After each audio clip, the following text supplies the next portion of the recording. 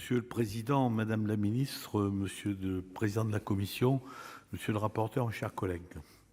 12 millions de personnes sont touchées par un handicap. Le soutien quotidien à ces personnes et l'amélioration de leurs conditions de vie sont des priorités pour le gouvernement et le Parlement. La conférence nationale sur le handicap vient de se terminer.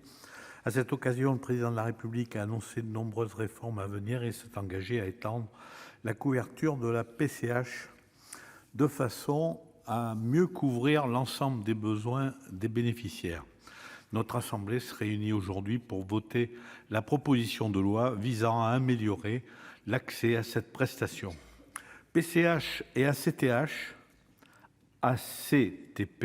bénéficient à 340 000 personnes, dont 280 000 environ pour la PCH, qui couvre une grande partie des besoins particuliers, aide humaine, mais aussi aide technique, aménagement du logement, de voitures, allocations pour éducation, entretien, chien guide, etc.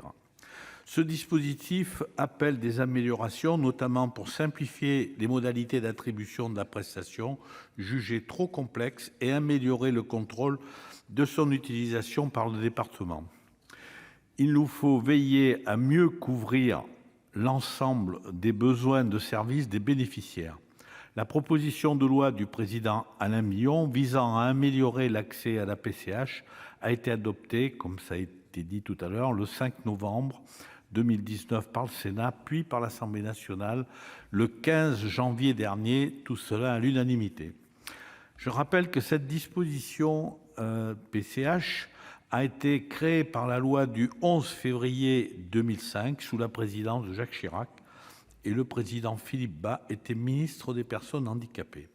Je salue le travail réalisé par les sénateurs Philippe Mouiller et le président Alain Milon, auteur de la PPL, visant à améliorer cette PCH en 4 articles.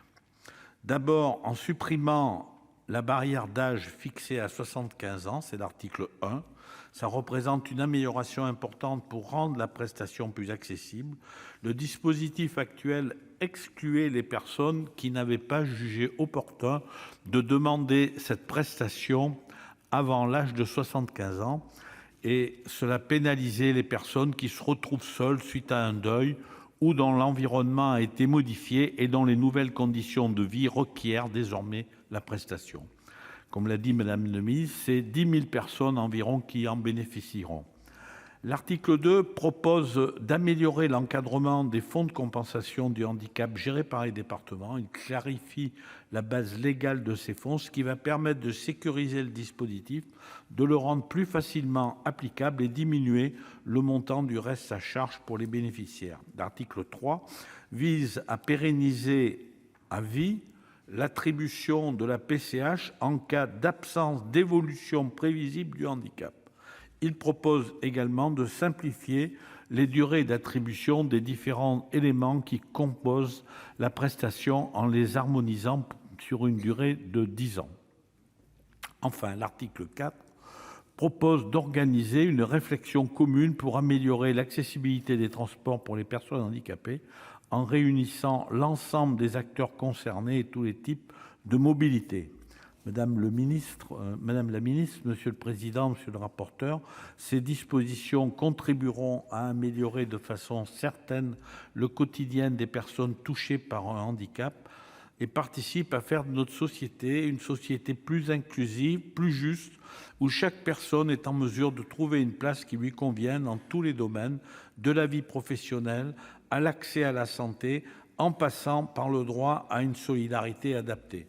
Le conseil départemental qui met en place ces prestations devra aussi être aidé par la solidarité nationale pour mettre en place les améliorations de cette loi. Pour l'heure, notre groupe soutient pleinement la proposition de loi qui nous est proposée d'adopter. Merci.